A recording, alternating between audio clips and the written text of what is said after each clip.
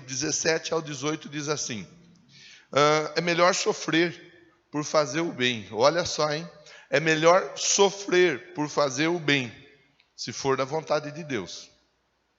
Porque fazer o bem e sofrer fora da vontade de Deus não vai ter proveito nenhum. Então Pedro está dizendo, é melhor sofrer por fazer o bem, sendo da vontade de Deus, do que sofrer por fazer o mal. Então, verso 18. Pois também Cristo sofreu pelos pecados uma vez por todas, o justo pelos injustos, para conduzir-nos a Deus. O justo pelos injustos, para conduzir-nos a Deus. Vou propor um tema. Se você quiser, você anota. O justo pelos injustos. E eu recomendei lição de casa, irmão. E já vou te adiantar que se você não fizer a lição de casa, você vai estar desobedecendo. Você acredita que Deus está falando com você através da minha vida, sim ou não? Sim. Então, se você não fizer a lição de casa, você vai estar desobedecendo não o pastor, vai estar desobedecendo o Deus que você pediu para falar com você. Na carta, Pedro, no capítulo 3, do verso 1 ao verso 18, que é o objeto da nossa reflexão da noite de hoje, do 1 ao 6, o Pedro está falando com as mulheres. Tem alguma irmã aí? Só a mulherada do lado de cá que veio. Tem alguma irmã aí? Amém. Pois é. Lição de casa para as irmãs. 1 Pedro 3, do 1 ao 6. Vai ler. Pedro está falando sobre conduta. Conduta. E o Pedro está falando assim, ó. O negócio é o seguinte. Não adianta falar muito e fazer pouco. Tem que falar menos e fazer mais. Tem muita gente. O assunto agora é com as irmãs. Vou aproveitar e fazer a propaganda. Quinta-feira tem uma reunião das irmãs aqui. Um culto da mulherada aqui. Irmã, então, eu acho que eu vou me programar. Aí nunca vem. Fala menos. Não fala que vem. E pega e vem. É melhor assim. Tá? Às vezes fica, não, eu vou, pastor da Marcinha, eu vou, conte comigo. Aí não vem, não fala nada. Aí chega e surpreende ela. Chega aqui e aparece que eu vim hoje tomar posse da minha bênção. Mulherada, 1 Pedro 3, do 1 ao 6. Pedro está dando as instruções para a igreja, e nesse momento ele está falando com a mulher. Qual irmã que gostaria de ver o marido crente, convertido, firme e forte em Jesus? Aí diga, eu.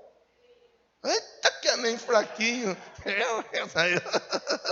Qual irmã aí que gostaria de ver o marido convertido? As irmãs não querem ver o marido crente? Eu nunca vi isso. Qual irmã? Nem você está falando, Marcinha, por quê? Pelo amor de Deus. Qual irmã gostaria de ver o marido bem crente? Diga eu. Isso, pronto. Então vai ler 1 Pedro 3, do 1 ao 6. E o irmão aí? Qual irmão gostaria de ter resposta na oração? Diga eu. Os irmãos vieram para o culto hoje. A mulherada que está meio tímida não vieram não. Os irmãos vieram. Qual irmão quer ter oração respondida? Lição de casa para os irmãos. 1 Pedro 3, versículo 7. As mulheres vão ler do 1 ao 6. Viu, Fran? E os homens, Danilão, só o 7. Tá bom. Por que para os homens é menos do que para as mulheres? Porque as mulheres gostam mais de ler, irmão. Entendeu? As mulheres são mais dadas à leitura. E qualquer coisa que você achar que não está bom, você vai depois e vai conversar com Deus. Fala, Deus, por quê? Não entendi. Tanto para as mulheres quanto para os homens, a instrução de Pedro é sobre conduta. E você vai identificar que a conduta ela tem a finalidade de levar para o céu, de ser salvo. Quem quer ir para o céu e diga eu? Quem quer ir para o inferno aí diga eu não? Essa era uma pegadinha. Quem quer ir para o céu? E para o inferno? Tá bom. É instrução. O tempo todo estamos falando de um texto que conduz o assunto à salvação. É salvação, irmão. O maior de todos os nossos bens, a salvação da nossa alma e a nossa família. O tempo todo nós vamos pensar debaixo dessa luz de reflexão na noite de hoje. O seu carro não é o maior bem que você tem, por mais legal que seja o seu carro. Seu salário ótimo não é o maior bem que você tem, por mais que seja um ótimo salário que você tenha. Sua empresa não é o seu maior patrimônio. Seu maior patrimônio é a sua família. Entenda isso, trabalhe por isso, lute por isso. Não aceite nada menos do que você e a sua casa salvos. Não aceite. Não aceite, não aceite de jeito nenhum. Então o Pedro está falando disso. Então a primeira parte ele fala com as mulheres, a segunda parte ele fala com os homens. Daí do verso 8 até o verso 18, ele vai pontuar, até o verso 16 ele vai pontuar as vontades. E ele vai mostrar para nós, aí você faz a leitura, você vai identificar o que eu estou falando com você. A vontade do homem e a vontade de Deus. Então nós somos cercados, nós somos norteados por dois tipos de vontade. Nem vou falar da terceira vontade. Vou falar da vontade do homem e vou falar da vontade de Deus. Vontade dos homens. Primeiro ponto, vamos ler a Bíblia, para nós não ficarmos com a fala do pastor, para nós ficarmos com a Bíblia. 2 Timóteo 3, do 1 ao 5. Vou ler aqui com você, ó. 2 Timóteo 3, do 1 ao 5. 2 Timóteo 3, do 1 ao 5.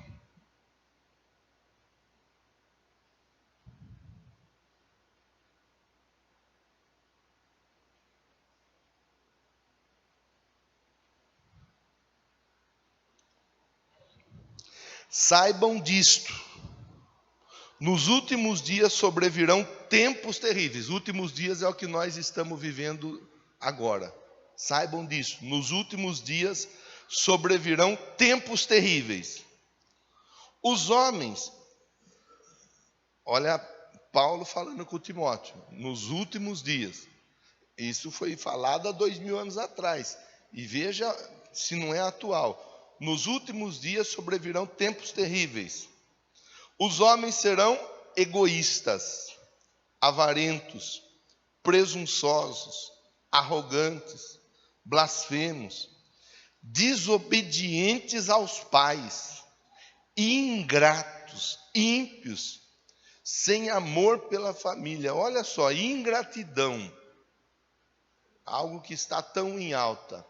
Desobediência aos pais, tão em alta. Sem amor pela família, algo tão em alta. Irmão, é importante a gente olhar para o texto e entender a conversa e trazer a conversa para esses dias. Olha, irreconciliáveis, caluniadores, sem domínio próprio, cruéis, inimigos do bem, traidores, precipitados, soberbos, mais amantes dos prazeres do que amigos de Deus, tendo aparência de piedade, mas negando o seu poder. Aparência de piedade. Você olha e fala, olha que carinha de bonzinho, de boazinha. Aí vê o Satanás que está por trás. Só aparência de bondade. Está aqui, ó, negando o poder. O que Paulo fala para o Timóteo no final da frase aí?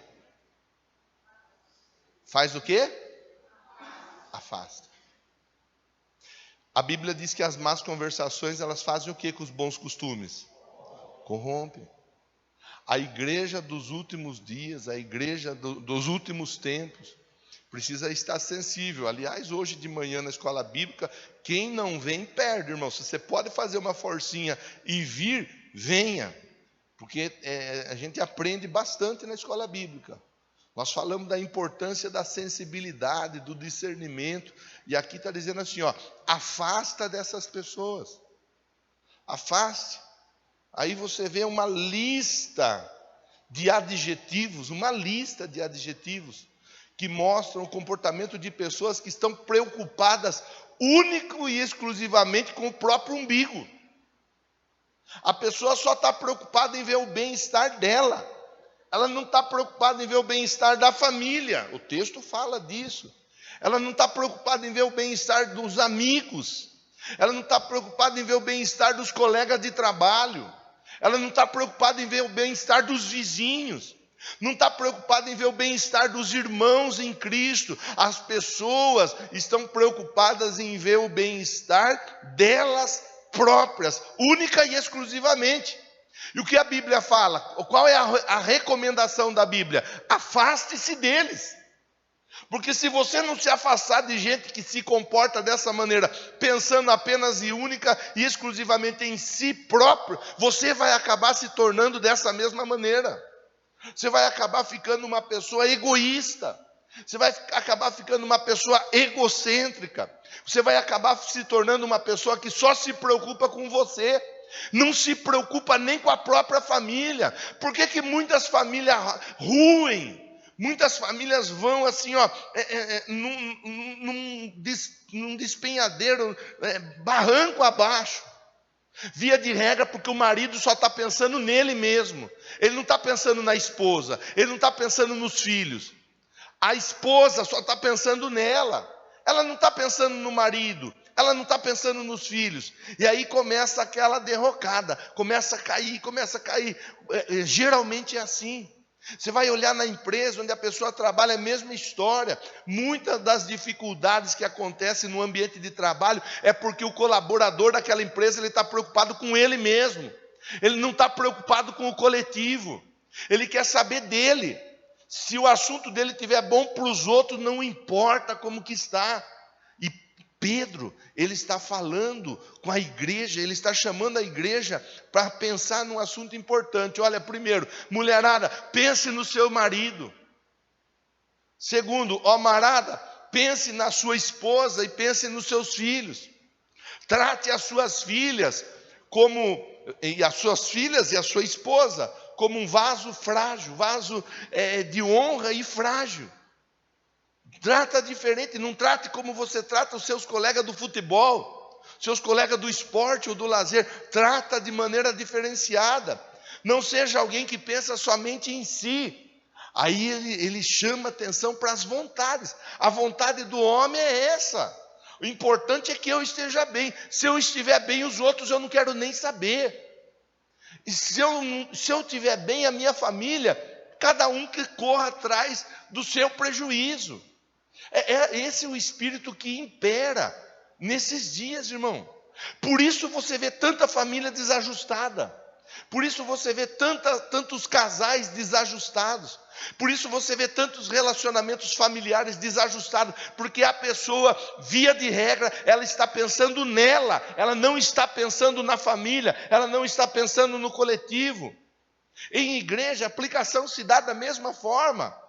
Às vezes a pessoa está preocupada com ela não está preocupada com o todo da igreja. Se ela estiver bem, a igreja que se ajuste, que se arrume, assim por diante.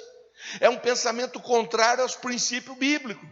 O princípio bíblico vai nos ensinar a pensar em nós, mas a pensar no todo.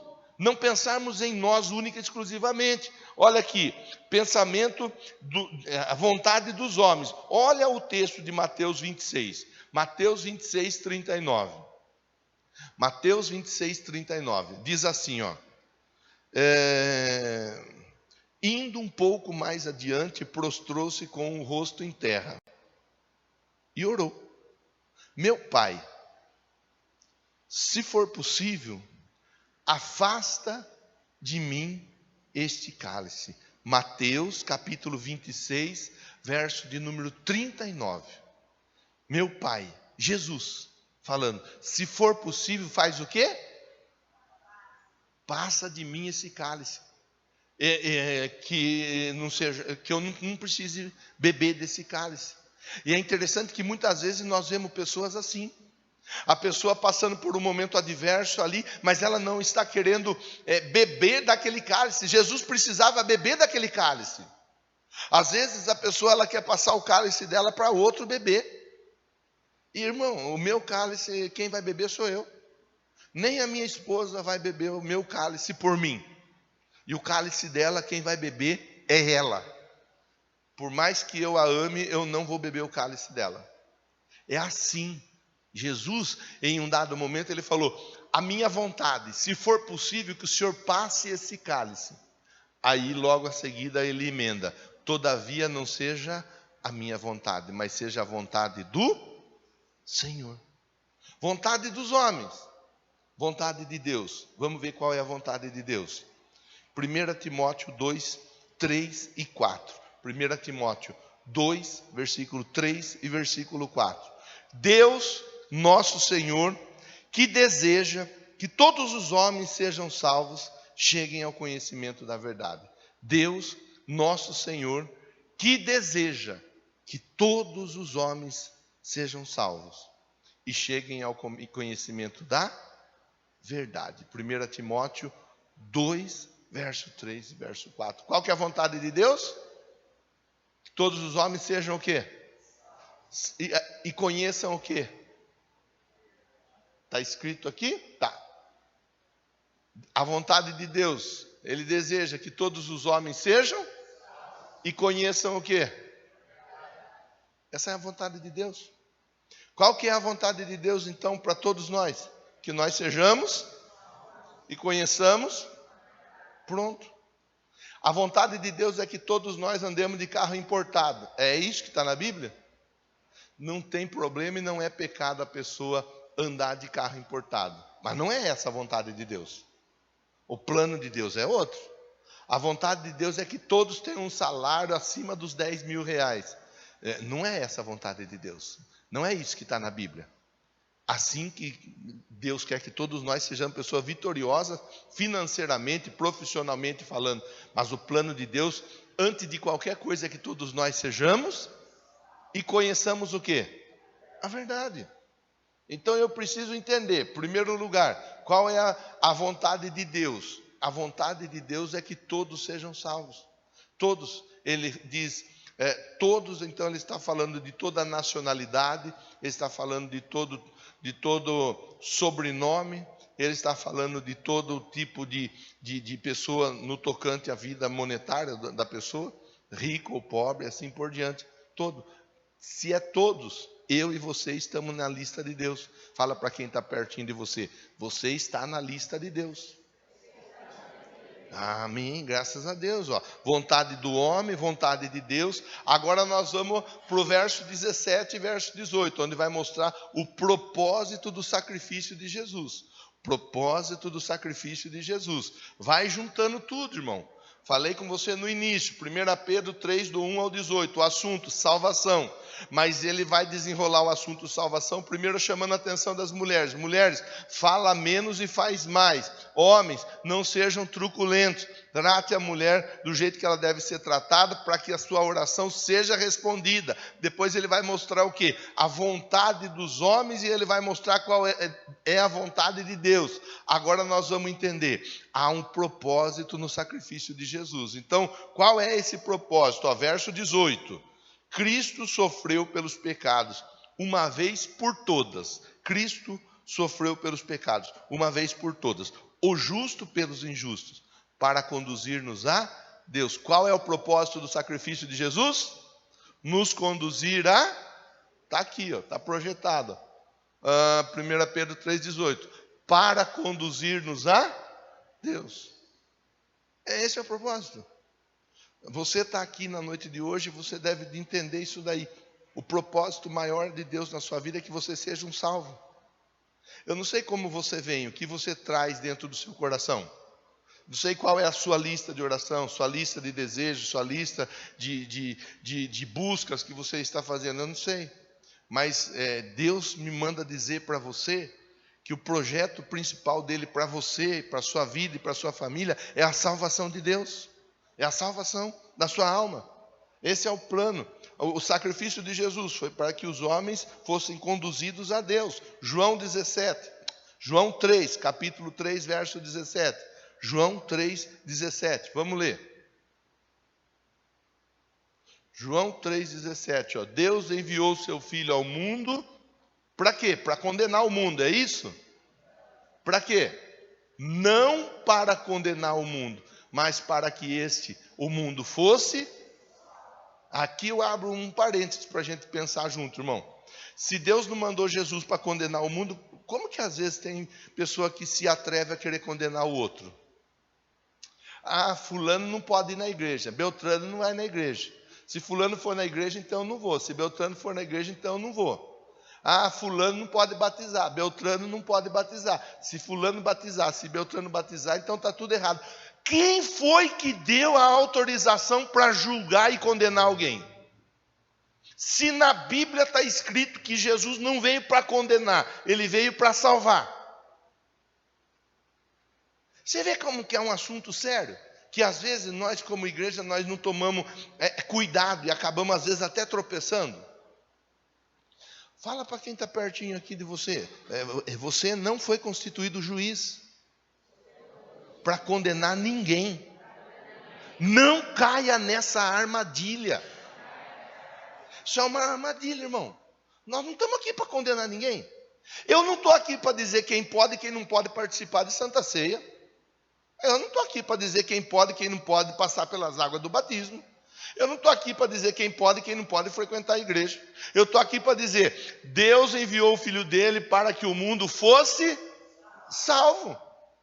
E aquele que crer e for batizado será salvo. Perguntei, quem quer ir para o céu? A maioria, ou todos, não sei, diz eu. Bom, quem quer ir para o céu quer ser salvo.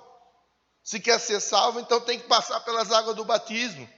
Se não é batizado ainda, domingo que vem tem batismo. Me procura, vamos nos programar para você receber o estudo aí de 20 minutos, meia hora, quando muito, e domingo passar pelas águas e dar continuidade ao plano de salvação na sua vida. Se você quer ser salvo, esse é o caminho, é assim que a Bíblia te ensina. É o que está escrito na Bíblia. A gente pode complicar, se quiser dá para complicar. Mas para que complicar?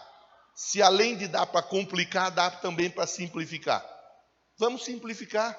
Vamos ver quem quer ser salvo. Ah, eu quero. Então tá bom, vamos ver o que eu tenho que fazer para ser salvo. Crer com o coração e confessar com a boca. É o que diz a Bíblia, Romanos 10, versículo 8, 9 e 10.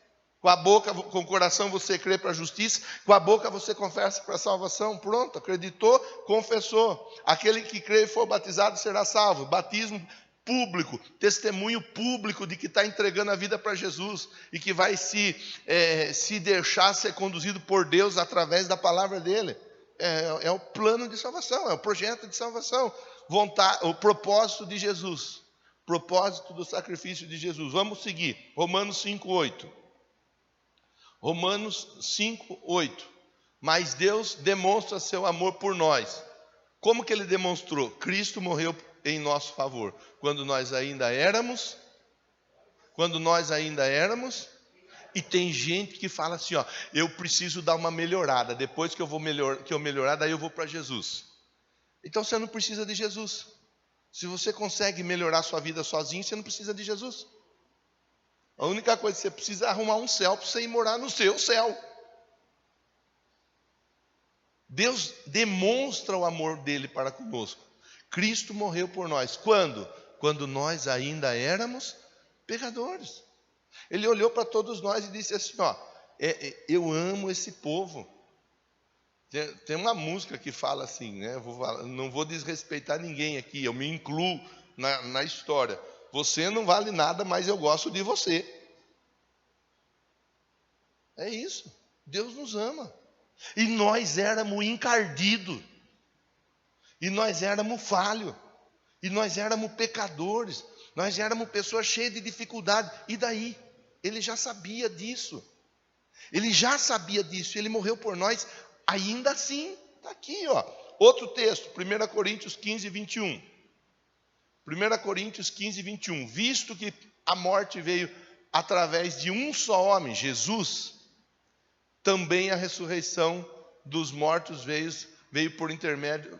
Pera lá que eu misturei os textos. Visto que a morte veio por intermédio de um só homem, também a ressurreição dos mortos veio por intermédio de um só homem. O Paulo falou disso. Eu esqueço das coisas que para trás ficam e eu sigo para o alvo, a fim de alcançar o prêmio. Ele estava falando da ressurreição dentre os mortos. A ressurreição. Então, qual é o propósito do sacrifício de Jesus? O propósito do sacrifício de Jesus é a minha salvação e a sua salvação. Então está errado a gente vir para a igreja buscar as respostas para a família, para a vida profissional, para a vida financeira, resposta das mais variadas. Está errado, amém? Não está errado. Nós podemos e devemos buscar. Mas a busca número 1 para todos nós é a nossa salvação. Fala para quem está pertinho de você. Busca em primeiro lugar o reino de Deus, a sua justiça, e as demais coisas vos serão acrescentadas. O que não pode é inverter, irmão. O que não pode é inverter, irmã. É a gente ter esse entendimento, essa simplicidade, essa humildade de reconhecer, antes de qualquer coisa eu preciso de Deus. Antes de qualquer bem eu preciso do bem maior, que é a salvação. Bom, ótimo. Então já pensamos sobre o comportamento do homem, comportamento da mulher, a família como um todo. Já vimos a respeito da vontade dos homens, a vontade de Deus. Já vimos a respeito do propósito do sacrifício de Jesus. Agora nós vamos ver a respeito do propósito de Deus na nossa vida. Porque é lógico que você sabe que há um propósito de Deus na sua vida. Você não acredita que você está aqui por acaso. Você não acredita que você está aqui por... eu não tinha o que fazer, eu vim aqui. Não. Se você acredita nisso, com todo respeito eu digo, você está equivocado. Você só está aqui porque Deus tem um propósito na sua vida. E Ele queria que você ouvisse essa voz. Ele queria que você ouvisse essa mensagem. Ele queria que você ouvisse esses textos todos da palavra dele, para você sair daqui com seu coração fortalecido e a sua fé edificada um pouquinho mais a respeito do plano que ele tem para a sua vida. Então ninguém está aqui por acaso. Todos aqui têm um porquê de estarmos juntos aqui. Há um propósito. Vamos ver qual é o propósito de Deus para a nossa vida? Mateus 28, 19 e 20. Mateus 28, 19 e 20. Portanto, façam discípulos. Faz o quê? Aí eu faço uma parada e te provoco. Quantos discípulos você tem feito nesses últimos 6 meses? Nesse ano? Ano passado para cá, quantos discípulos você fez? É importante saber. É importante... Opa, pera lá, pastor. Eu falei de Jesus para uma pessoa, ganhei aquela pessoa para Jesus, treinei aquela pessoa, trouxe aquela pessoa, estou acompanhando aquela pessoa, ela está desenvolvendo na fé. Ótimo, maravilha. Não, pastor, o senhor está falando aí, eu estou pensando, não falei de Jesus para ninguém. Vai, faz discípulos. Vai, faz discípulos. Eu falei aqui de manhã, nos 2 cultos da manhã, vou repetir agora. Você já cansou de ouvir eu falar? Eu era um pingaiado, irmão. Eu era um pingaiado. Aí você não tem vergonha. Vergonha do quê? De não ser mais um pingaiada? Pelo contrário. Só é muito feliz, porque eu não sou mais um pingaiada. Mas não sou mais pingaiada porque Jesus me libertou da pingaiada. Então eu falo para quem eu tiver que falar. Quantas vezes eu tiver que falar. E eu prego contra a bebida, porque Jesus me libertou. E hoje eu posso ajudar muitas famílias que lutam contra a bebida. E pronto. Então, faz discípulos. Há um propósito na nossa vida. Qual que é o propósito? Qual que é o propósito na vida de cada um? De cada um. Qual que é o propósito? Ai, pastor, quando eu vim, eu era assim, eu era assado, mas agora eu sou uma outra pessoa. E você está falando isso para quem? Você está falando de Jesus na sua casa? Você está falando da transformação que Deus está fazendo na sua vida para os seus amigos? Você está falando de Jesus? O propósito é esse, irmão. Se o propósito de Deus é nos salvar, Ele está nos salvando. Nós estamos aqui ouvindo a palavra da salvação. Mas o propósito de Deus é, através da nossa vida, ajudar outras pessoas a serem salvas. Para que essas pessoas possam ser salvas, a Bíblia diz, como ouvirão se não há quem pregue? Se você não pregar, elas não vão ouvir. Então você precisa pregar. Você precisa falar. Você precisa dizer, olha, Deus está transformando a minha vida. Eu era encardido, mas Jesus está me deixando limpinho. Eu era uma pessoa difícil, eu era uma pessoa complicada. Ainda sou, mas já melhorou bastante. Tem que falar, irmão. É o propósito. É o propósito. Você vem para o templo, você traz o seu visitante. Você traz o seu amigo, o seu colega, seu conhecido, seu familiar. Vamos embora, Você viu que Deus tem mudado a minha vida? Então, Ele pode mudar a sua vida também. Vamos embora. Deixa Ele mudar. Está aqui, vão, façam discípulo. Batiza essas pessoas. Batismo é aliançar. Ensina essas pessoas a ter aliança com Deus. Ensina essas pessoas a ter compromisso com Deus.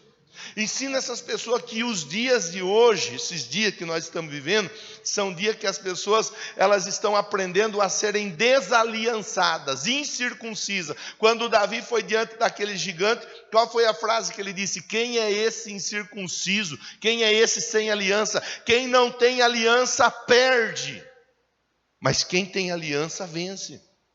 Quem não tem compromisso perde, mas quem é comprometido somente tem vitória para contar. A pergunta que eu faço é: você está levando as pessoas a ter um compromisso com Jesus? Não sou eu, irmão, é o texto, está aqui, ó, batizando em nome do Pai, do Filho e do Espírito Santo, verso 20. Ensina elas o quê? Está fácil falar de obediência hoje? O que vocês acham? Sim ou não? Meu Deus, o povo é desobediente, irmão. O povo não quer saber de obedecer. Mas quer que eu fale por que o povo não quer saber de obedecer? Porque tem sido ensinado pouco sobre obediência. Porque quando você ensina, o povo aprende. Se você ensinar, o povo vai aprender. Se você não ensinar, o povo não vai aprender. Está na Bíblia. Ensina a criança no caminho que ela deve andar e ela não se desvia. Se você ensinar, ela vai aprender. Então a gente precisa ensinar uns aos outros. O pastor tem que ensinar o irmão, a irmã a obedecer. O pastor não pode vir aqui e falar para você: viva do jeito que você quiser viver, que Deus vai te honrar e Deus vai te ajudar e Deus vai fazer tudo o que você quiser fazer. Faça o que você quiser da sua vida e não tem problema. Eu não posso, irmão, eu não sou louco. Eu não posso. Eu tenho que ensinar você e dizer assim: olha, se ouvirdes e obedecerdes, então comereis o bem da terra. As bênçãos te seguirão, te acompanharão. Ouvirdes e obedecer. Começa aqui, ó, o pastor começa aqui. Aí o pai replica essa palavra lá dentro da casa dele. A mãe replica essa palavra lá na casa. Obedecer a palavra. Obedecer. Obedecer o pastor, mas o pastor dentro do contexto bíblico. Se o pastor estiver ensinando a coisa errada, não é para obedecer o pastor. Se ele está ensinando a coisa certa, é para obedecer, porque a coisa é certa.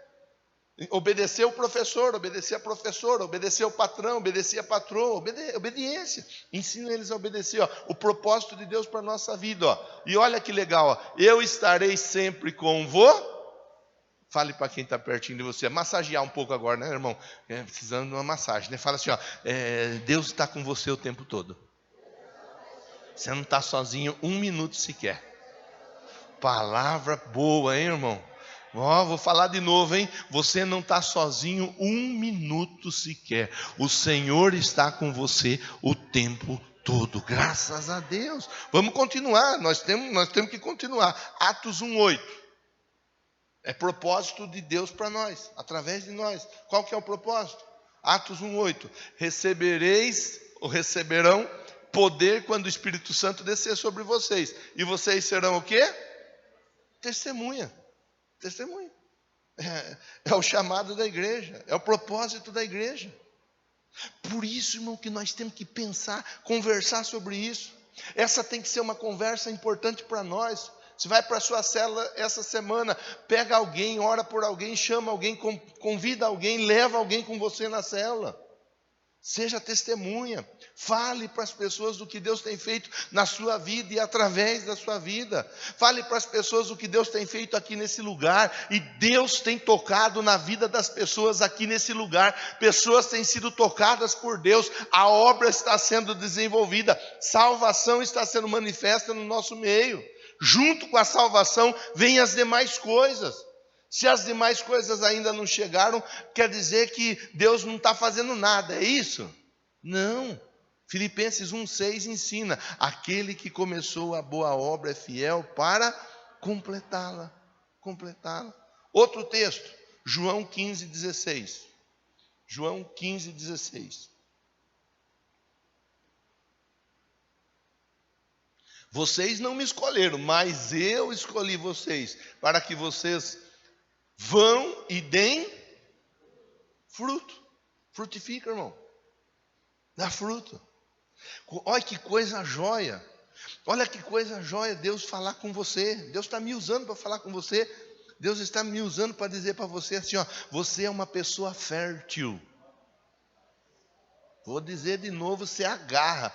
E você, irmão ou irmã que está criando uma criança e está esperando aparecer a criança e não aparece, receba essa palavra, é uma palavra profética. Você é uma pessoa fértil. Frutifique, dê fruto. Seja alguém que vive com alegria na presença de Deus, dá fruto. Faz o que Deus tem te chamado para fazer. Outro texto, Gálatas 2:20. Estou encaminhando o final da nossa conversa. Gálatas 2:20 diz assim: fui crucificado com Cristo, assim já não sou eu quem vive, mas quem vive em nós? Cristo. Qual que é o propósito de Deus para a igreja? Qual que é o propósito de Deus para nós? Que Cristo viva em nós. Cristo está vivendo em cada um de nós. Sim ou não? Sim. É essa a ideia, esse é o plano, esse é o propósito. Por isso que a gente se reúne aqui, para comer do corpo e beber do sangue. Para a gente receber a força e o perdão. Para que o propósito seja desenvolvido em nossa vida. Último texto. Lucas 9, 23 e 24. Lucas 9, 23 e 24. Jesus dizia a todos: se alguém quiser me acompanhar, negue-se a si, tome diariamente a sua, e assim me siga. Você vê que o Pedro na carta ele está falando de tomar cuidado para não querer esquentar o seu umbigo e deixar o pessoal que está à sua volta sem a ajuda e sem o favor. Você vê que o propósito de Deus é a salvação para a nossa vida, mas é a salvação através da nossa vida. Aqui Jesus está dizendo assim: olha, se você quiser vir após mim, negue-se a si mesmo. A sua vontade não pode prevalecer. A vontade que deve prevalecer é a minha vontade. A minha vontade deve de prevalecer. E assim, quando a vontade de Deus prevalece, nós fazemos o quê? Nós fazemos aquilo que é da vontade dEle, aquilo que Ele tem estabelecido para cada um de nós. Nós vivemos como igreja. E vivendo como igreja, nós vamos trabalhar para que, em primeiro lugar, nós sejamos os salvos. Porque o projeto de Deus é a nossa salvação. Segundo lugar, para que a nossa casa, a nossa família seja salva. Nossa casa, nossa família merece um jejum, irmão. Merece uma oração, merece uma palavra, um testemunho. A nossa família merece. É o que nós temos de mais precioso. E logo, após a nossa casa, aqueles que estão à nossa volta no dia a dia. Você vê que é um plano, é um projeto desenvolvido, aonde a pessoa ela não pode olhar para si mesma. Aquele que quiser vir após mim deve o quê? Negar-se a si mesmo. É por isso que muitas vezes dá choque, dá conflito.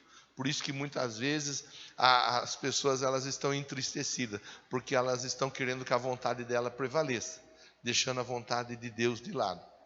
Elas estão procurando fazer o que elas acham melhor fazer, mas elas estão abandonando aquilo que Deus espera que elas façam. Assim nós vamos finalizando com a aplicação. Faça a vontade de Deus na sua casa, na empresa onde você trabalha. Fale de Jesus, valorize, guarde, cuide do Evangelho, proteja o Evangelho. Você é um santo, você é uma santa, você é um salvo, uma salva. Isso não é palavra para massagear o seu ego, irmão, é o que a Bíblia diz. A Bíblia diz que você é um santo, a Bíblia diz que você é uma santa, você é um separado por Deus para viver eternamente junto dEle. É o que a Bíblia diz. Então, receba isso e diga para outras tantas pessoas: olha, é o seguinte, Deus tem um plano de salvação para todos nós.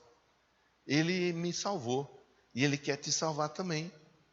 E através da salvação, você vai desfrutar do melhor de Deus na sua vida, na sua casa, na sua família. Que Deus nos ajude, nos guarde, nos proteja, para que possamos preservar essa alegria, possamos preservar esse favor, possamos preservar tudo o que Deus tem feito na nossa vida. Nossa família, irmão, nossa família é o nosso bem maior. Nossa família é o que nós temos de mais importante. Eu quero aproveitar e fechar a reflexão chamando a sua atenção. Nós estamos às portas de uma eleição de segundo turno. Às portas de uma eleição de segundo turno. E eu não vou ficar falando de números aqui, irmão. Não vou mesmo ficar falando de números. Porque se for pegar os números que o atual governo tem para apresentar, nós vamos ver que são números muito positivos. Nós vamos ver que são respostas muito positivas do governo atual para a nossa nação. Nosso país está vivendo um tempo que nunca ele viveu. Estamos às portas de viver muita coisa boa que nunca vivemos. Nunca vivemos. Então não vou ficar falando de números, não vou ficar falando de partidarismo. Se é esse partido, se é aquele partido, não vou ficar falando de político A, B, C ou D. Mas eu chamo a atenção da igreja. Eu chamo a atenção da igreja.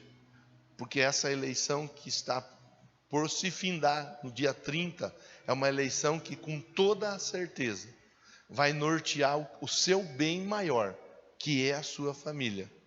Vai nortear o seu bem maior, que é a sua família. O seu voto, enquanto cristão, eu tirei o assunto política dos números e trouxe para o âmbito espiritual, enquanto cristãos, porque nós não somos daqui. Aqui nós estamos de passagem. Aqui nós estamos de passagem. Você é um crente, você é um cristão, e você tem uma obrigação enquanto cristão para com você e para com a sua família. Nós sabemos que existem duas pautas distintas. Numa pauta é discutido e é trabalhado, e se passar, esse governo de esquerda, se passar, vai ser legalizada as drogas. Eu pergunto para você, eu não sei você, eu não posso dizer por você, eu posso falar por mim. Eu trabalho com famílias que lutam contra as drogas. Eu oro e choro com mãe, com pai, que vê o filho, vê a filha lutando contra as drogas. É justo eu, enquanto cristão, ajudar uma família que está lutando contra as drogas, e enquanto cristão eu trabalhar, votar para uma pauta que trabalha e defende a legalização das drogas? É coerente? Responda você para você mesmo. É coerente? É coerente eu, que defendo a vida, votar num partido, votar num candidato que a pauta defende o aborto? Faz sentido enquanto cristão? Alguém vai te procurar depois e vai dizer para você: olha, tem como você dar uma palavra para minha filha? Ela está pensando em abortar. Você vai dizer o quê? Então, não aborte. Mas e aí? Quando foi para votar numa pauta de aborto ou numa pauta contra o aborto, você votou na pauta de aborto ou contra o aborto? Eu votei a favor do aborto, porque eu votei no candidato da esquerda. E o candidato da esquerda defende o aborto. Você vê que vai pesando? Você vê como que vai pesando? Está aí a Giovana do lado da avó, do lado dos pais. Eu nunca militei tanto na política quanto eu tenho militado nesses dias. Nunca. Porque eu nunca vi com tanta preocupação quanto eu tenho visto nesses dias. A turma está prometendo picanha. Irmão,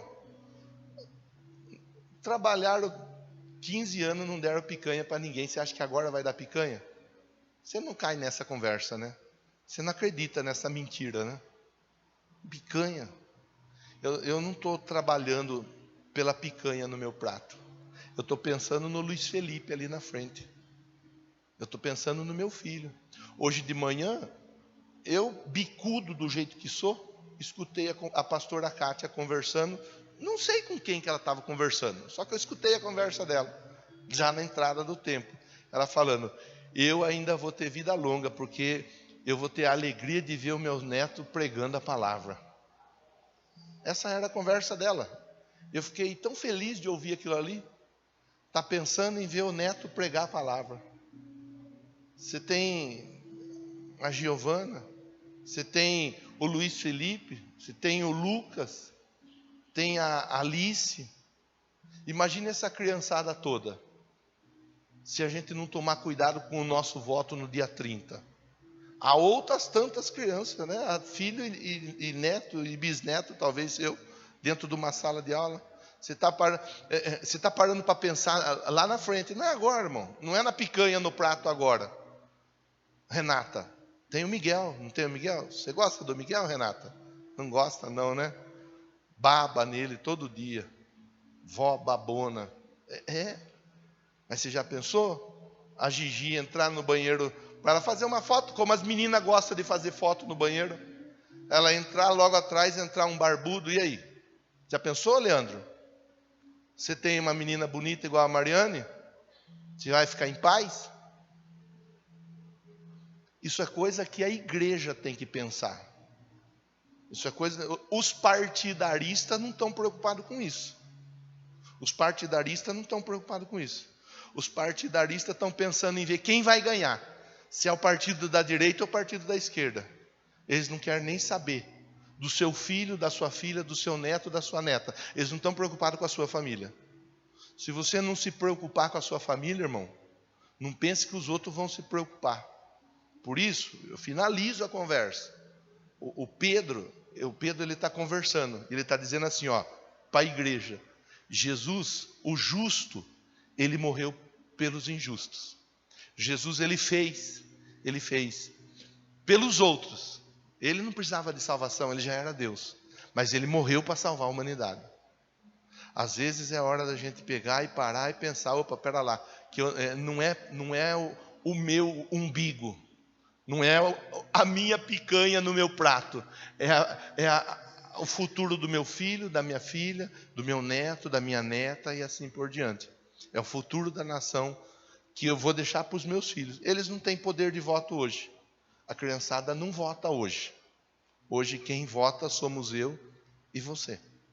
Que a gente tome esse cuidado. Não sei para que lado que você votou, não sei. Eu acredito que como cristão você votou contra a pauta da censura, contra a pauta do aborto, contra a pauta da ideologia de gênero, contra a pauta da doutrinação das escolas. Eu acredito que como cristão você votou contra. Se você votou a favor, dá tempo de repensar. Inclusive hoje é noite de Santa Ceia, dá tempo de pedir perdão para Deus. Porque você é a igreja. Eu estou conversando com a igreja de Cristo. E a igreja de Cristo, ela tem... A gente canta uma canção aqui, que eu não tenho ela de cabeça, que fala assim, o Coliseu não parou, a igreja. Teve gente que foi lançada para os leões. Teve gente que foi lançada para os leões. Para o evangelho chegar até nós. Agora chegou a nossa hora, a nossa vez, de nos posicionarmos como igreja. E que Deus nos ajude a fazermos a nossa parte. Por nosso bem, por bem da nossa família, por bem dos nossos filhos, netos, e se Deus assim permitir que nós venhamos a ter os nossos bisnetos. Feche seus olhos, recline a sua fronte. E Deus te ajude a pensar. Pastor, eu não fui votar, eu abstive de votar. Essa eleição, dia 30 agora vai lá e vota. Vai lá e vota, faz o seu dever.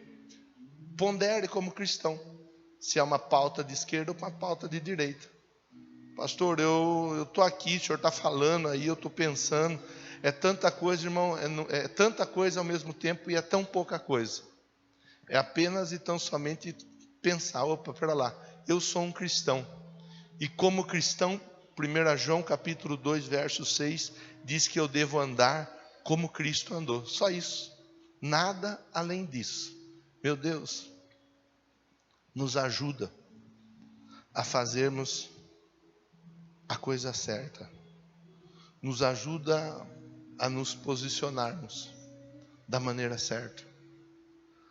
Não apenas por nós, mas pelos nossos filhos, netos, bisnetos, por tantas crianças que não têm voz, por tantas crianças que são manuseadas, manipuladas por pedófilos, por pessoas que abusam das crianças, por pessoas que vendem vídeos de crianças sendo abusadas. nos ajuda como igreja, nos comportarmos como igreja. Em nome do Senhor Jesus, que seja essa uma noite onde nós recebamos força e onde nós recebamos o perdão para seguirmos avançando como igreja. Diga amém. Diga graças a Deus. Você será servido. Todos são convidados a participar. Todos. Seja a Senira, que não está com a gente aqui no dia a dia, é convidada a participar. Seja criança, não estou vendo criança nenhuma aqui no nosso meio, as crianças são convidadas a participar da Santa Ceia. Seja alguém que esteja porventura nos visitando, é convidado a participar. Se tiver alguém que frequenta alguma outra denominação, é convidado a participar. Porque a ceia não é nossa, a ceia é do Senhor. Você vai ser servido, segura que nós vamos consagrar juntos. Vamos embora.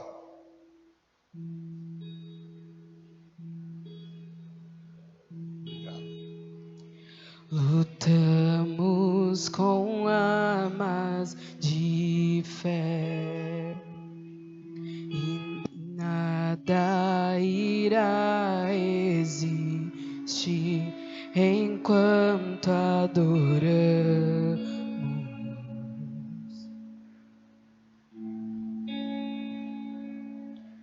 Em meio às tribulações, o nosso Deus é vencedor, nós o adoramos.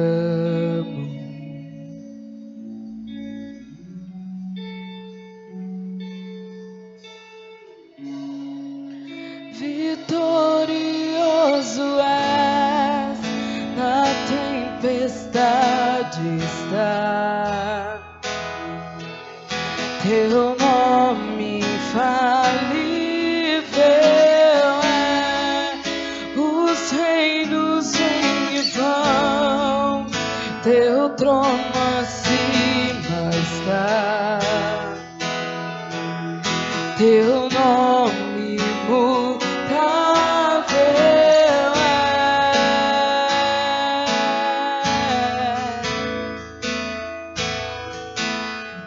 O inferno não prevaleceu